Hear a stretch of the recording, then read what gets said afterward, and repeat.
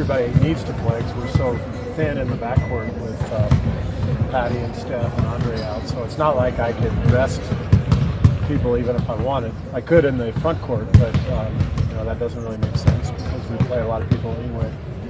So we're going to play it normal and see how the game goes. But if somebody's banged up, we're definitely not throwing them back out there. It'll be, as it flows, we'll see what happens. This game, potentially, if you lost it one, could have implications on who you play at 7. Do you care? Well, the picture has really cleared up for us now. It's down to 5 teams that we can play. So, it's gotten much easier now. So every team that's in the playoffs or even has the potential to be in the playoffs is really good. I mean, it's the deepest I've ever seen the West, or the East for that matter. So it doesn't even matter. Like we're just going to prepare for a hell of a team, and a lot of the teams at the bottom are actually playing the best. New Orleans just beat us the other night. Denver's hot.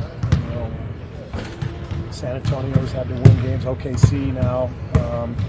You can see the urgency that all these teams are playing with. So no matter who we face, it's going to be a good challenge. You and the rest of the staff had better success guessing on these scenarios?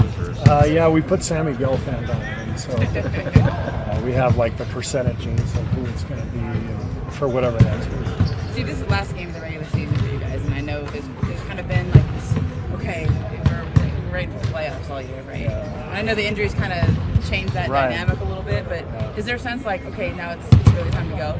Well, we've been saying it's time for like the last 20 games, and we kind of had what we thought was a pretty good plan.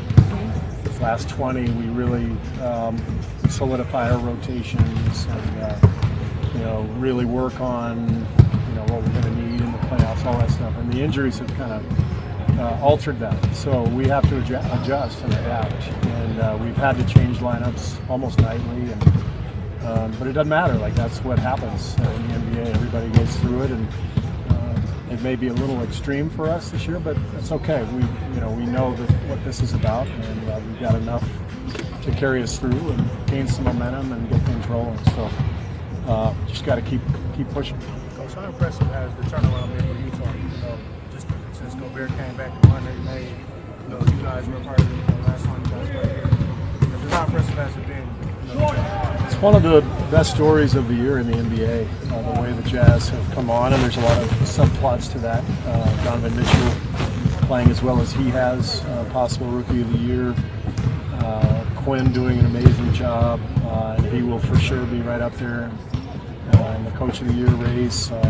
But I think they're probably, I would say, the biggest surprise of all the teams. And there's been a lot of teams that have really played well and maybe exceeded expectations. But I would say Utah, number one on that list, especially the way they started and losing Hayward. So they've had an amazing year. Who would get your vote for Rookie of the Year? I don't do that. You guys vote. I don't get to vote anyway. So. Right. Did you use that when you were broadcasting? Sometimes. Yeah, I didn't always get a vote.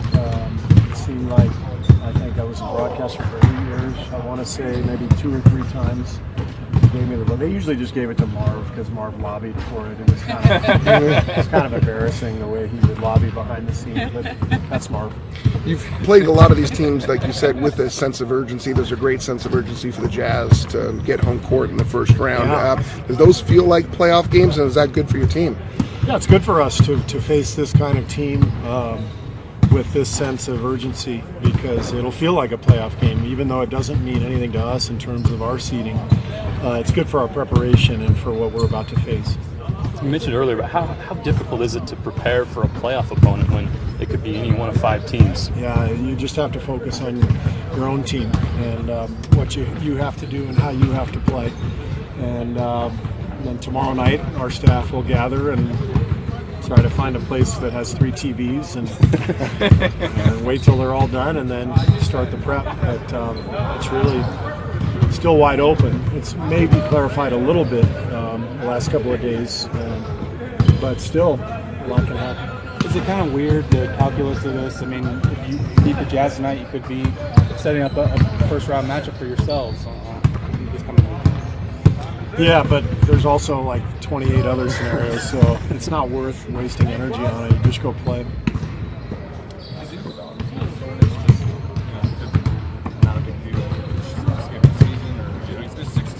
Yeah.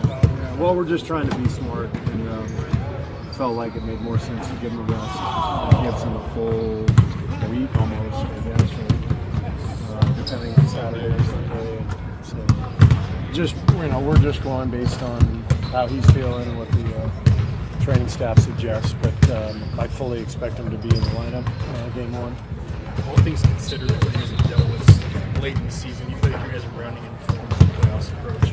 I think we're going to be fine. I mean, I wouldn't say we're rounding into form. We haven't played that well, but you have to deal with circumstances as they come. And I like our position because I think we will have a lot of our guys. We're not going to have Steph or Patty, but I think I'm very confident we'll have everybody else for game one, and that's a step in the right direction. And then the other thing is, I mean, this team knows. I mean, we've been to the finals 3 straight years, so nothing's going to surprise us. And I'm very confident that we'll play well and get some momentum as we get going in the playoffs. I know tomorrow's still going to be work for you, and you're going to be watching games and scouting. But in terms of not playing on the last day of the season, being able to kind of watch it play out, is there some sort of element that's enjoyable for you? Yeah, I mean, it's always fun to sit back and see things unfold and watch other teams play. Be good for our guys because we'll give them tomorrow off. If we were playing tomorrow night, we would have had to get right into preparation. So another day off for our team is probably a good thing at this point. And schedule played out pretty well for us.